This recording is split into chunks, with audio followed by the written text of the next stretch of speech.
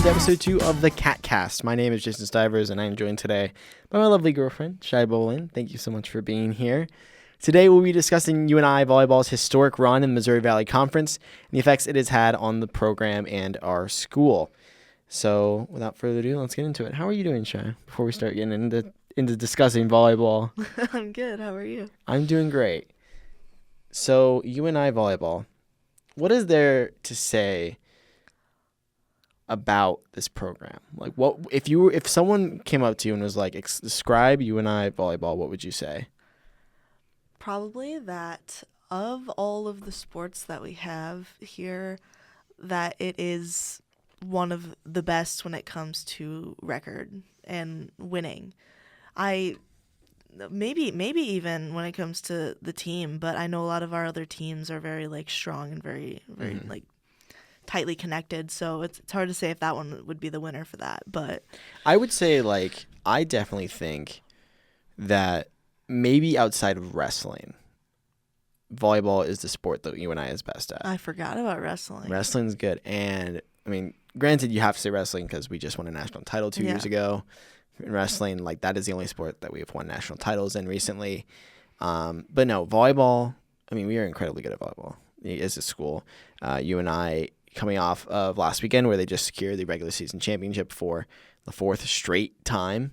They've won now 3 straight conference championships in the postseason, looking to win their 4th this year, go back to the NCAA tournament. The crazy thing for me, I was doing research because last week on episode 1, I interviewed Kim Davis, the assistant coach for Bobby Peterson. She's worked there for 20 years. And in that time, they have made 17 NCAA tournaments. Oh, wow. That's crazy. They're undefeated in conference play. They are 14-0 going into, they play, I believe, tonight. They played Murray State tonight. Oh. In Kentucky, so that'll be a good game to see. But they're coming off a win against UIC, a 3-2 fifth set victory that was got the blood pressure going a little bit. We were there. It was stressful. I was very stressed. But I think one of the things to talk about is just how good this team is, how consistent this team has been. They've won 56 straight conference games in the postseason and the regular season. Goodness. They have not lost a game in the MVC since, I believe, 2022. It has been, crazy. Yeah, 2022 regular season finale at Drake was the last time they lost a game. Oh my goodness! In the conference in either regular season or postseason. That is the longest streak in the country of conference victories in the postseason and regular season. You're saying that over teams like Nebraska, teams like Texas, teams like Kentucky, like Louisville, for example, very, very, very good teams. Bobby Peterson now 3 wins away from becoming the all-time winningest female coach in UNI history, which is crazy to think about. So just a lot of success with this team. They've won so much, and one of the things that you had mentioned to me when we were talking about this episode, and one of the things you wanted to mention was the attendance for games. And I think that's interesting. You mentioned wrestling. I kind of mentioned wrestling, and I kind of wanted to contrast the two. Right, wrestling is a big sport in Iowa. If you go to the University of Iowa, you see a wrestling meet; they're sold out almost all the time. Even here at UNI last year, they had the game against the duel against Iowa State was crazy. It was new record for the McLeod Center attendance wise. Over 7,000 people came for that one. And, the wrestling team is great. The wrestling team wins championships. They win national championships often. They win Big 12 championships, right? One of the things I want to talk about in this episode is you look at a volleyball game, and UNI volleyball has had success. Last year they went to the round of 32. They went blow for blow with the national finalist in the country, Louisville, the team that lost to Penn State for the national championship. And we could have easily won that game and gone to the Sweet 16. So, you look around and especially, I would say, the student section for these games, it has been very lackluster. What do you make of that? What do you think the reasons are? What do you think we can do about it? I do feel like there's still some sort of like stigma when it comes to like women's sports, because people think of sports and they think really of like men's basketball, football, baseball even. And so I feel like some people are just like, they refuse to believe that our volleyball team can be that good, even with seeing the stats and seeing how much we've won. Another thing probably is like, as we get later into the semester, there are more projects and homeworks and studying that people have to do. And so they really can't find time to take an hour and a half, 2 hours out of their day to go and support the team, even if they wanted to. I remember at the very beginning of the semester, there were a lot more people in the student section, and it was a lot fuller, especially like the homecoming games or the in-state rivalries. But I feel like, especially with the other sports that are happening in the winter, we're going to see an increase in attendance for the students at the beginning of the semester, because there's just less that they have to do and focus on. Yeah, I think you're right. Like, I think that a lot of it's compounding, right? Like, it's not just one issue, it's a lot of things. It's that the games are on the weekends, and UNI students tend to go home on the weekends. A lot of students who go here live off campus, or either don't live off campus, but they live on campus, but they live, say their hometown is Des Moines, right? Like, and they want to go home. So they're not here for the games. One of my favorite things about this semester has been the volleyball game in which they gave away the championship rings. They gave away these, I believe they had 500 of them. They gave away replica rings to celebrate the fact that they had won 3 straight conference championships. And they were nice. They were really good quality. They were very nice. I kind of I was excited for it because I wanted to get one, and I kind of thought they were going to be like plastic, they just look the same. Right.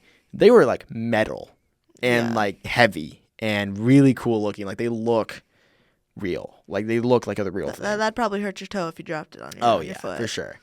And I thought that was just crazy because like that's a huge giveaway. Like, that's a very expensive, even if it's just metal. Like, that's expensive. Like, it's expensive to make that. Yeah. And I felt like there was still weren't that many people there. No. Like, which is crazy to me. Because that was right after a football game too. Yeah. So and the tickets were free. If you had a football ticket, true. you got into the volleyball game for free. I do think that it is because the football game was so long. Did we win that game? I forget if we did or not. No, we did win that game. It was against Butler. We did win that game. Okay, so that was one of our 3 wins. Okay. Anyway, don't throw shit at the football team. I'm just trying to figure out. No, you're right though, and I mean, like, that's a good point too. Like, I would say, going back to that point about football, you look at the football attendance numbers. Even at the game against Murray State that we went to, there was still, good attendance. I would say less than you'd probably want to see. Like, we're not average. I don't think that game had 10,000 people at it. Did not fill up the dome at any capacity. But it was a good attendance, and that's for a team that has struggled this year. So I think that you're right of the fact that I think there is a stigma around it, and there's a stigma around. Oh, I don't want to get to volleyball. Like, it's volleyball. Volleyball is not a very popular sport, I've noticed. I mean, I don't think that's necessarily true though, because you look at like Nebraska, and Nebraska. I mean, they filled up a football stadium for their volleyball games, and I think that's like, I think that it's something that needs to be talked about more, maybe needs to be publicized more about. Is like, I think there is a lack of. Maybe not a lack of caring. I think people care about the volleyball team. It's just that people don't want to put their money where their mouth is. Yeah. Which sucks. I think that you can say that sucks. I think one of the things that you mentioned before we started recording was the giveaways. You want to elaborate a bit more on that? The first giveaway was like the flags for the dome, and I think that is what brought a lot of people to the Butler game. Obviously, people are going to go to the football games regardless. Mm-hmm. However, that higher incentive, that motive to go and get something for it, makes you feel like you got more of your money's worth, I feel. So that's probably why they're doing more of them, because people tend to go to things if they are going to get more out of it. People like free stuff. People do like free stuff. I mean, I would say I like free stuff. I think the one of the coolest ones they ever did was obviously the replica rings, but also the TC Lego set they gave out a couple weeks ago. That was awesome. That was awesome. And that was something that, like, when I saw they announced that they were doing that, I was like, okay, there's going to be like 100 of them, so we got to get really quick. There were 500 of them. And the thing is, they didn't even have enough people there to claim all of them. Yeah, that they was were insane. I saw staff members taking 2 or 3 or 4. Like, that's crazy to me. Down 2 people. Like, that's crazy to me. And so I think you're right. Like, I think we do need to, like, do promotions and have giveaways, but it even seems like that's not drawing people. And it really, like, sucks because, like, you could have gotten to that game late and still gotten one. Yeah. It's giving no incentive to get to the games early. And I'm just, like, unsure of how to get more people to these games because they're already winning back-to-back games. They're going undefeated in the regular season. What else do they need to do to get more people? I would say, like, really for me that you'd be looking at, like, lowering prices of tickets because that is a big barrier to entry. Obviously, that doesn't apply to students. I think with students, you're saying, okay, well, first of all, we need to up the enrollment rate because, you know, like, a percentage of people are going to go to the sports games and a percentage of them are not. If you get more people to the college, the percentage of people who want to go to sports games are going to go up. That's just numbers, right? Like, that's just simple math. I think you also have to do promotions. You also have to incentivize, maybe do scholarship giveaways, which they've been doing. I think that combined with making the general public making tickets cheaper and maybe incentivizing them a little bit. One of the things that I know has driven football attendance has been the food discounts because they've given out $1.50 like hot dogs, drinks, beer for the 150th anniversary of UNI. So I think stuff like that can help. Yeah. Gosh, it's so difficult. Another thing, I find myself, like, obviously I'm not a huge fan of sports, but I do go because Jason likes them. And so I find myself, like, trying to do, if I have, like, work due, I will, like, between sets or even, like, if the game's getting just a tad boring, I will I'll start working on my homework, but it's on my phone because you can't really you could, but, like, it's kind of unsafe to bring your computer with you. And so it's just, like, making it a little easier for people if they need to do homework but, like, aren't the biggest fans. And, like, another thing that I was thinking, we see a lot of attendance in football because of the Panther Marching Band. People get there early to see the PMB perform. And obviously it's really hard to get them to do it during volleyball because there's not really, like, a halftime. Mm-hmm. But I enjoy when the pep band is there. Yeah. That also brings the attendance up because they're there.